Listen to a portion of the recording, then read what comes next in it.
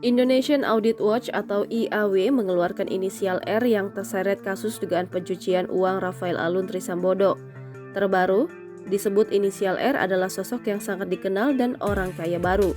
Namun pihak Indonesia Audit Watch tak mau menjabarkan siapa artis inisial R ini.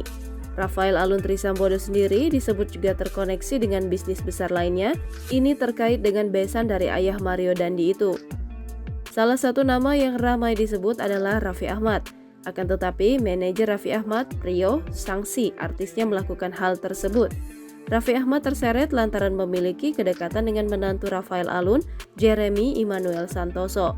Jeremy menikah dengan Angelia Embun Prasasya, putri Rafael Alun Trisambodo. Sedangkan Jeremy Immanuel Santoso merupakan manajer dari Rans PIK Basketball milik Raffi Ahmad.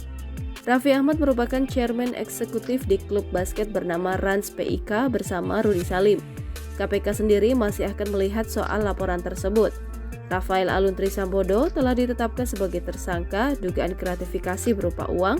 Gratifikasi itu diduga diterima selama 12 tahun dalam kapasitasnya sebagai pemeriksa pajak pada DJP Kementerian Keuangan. Jangan lupa subscribe, share, komen, dan like ya.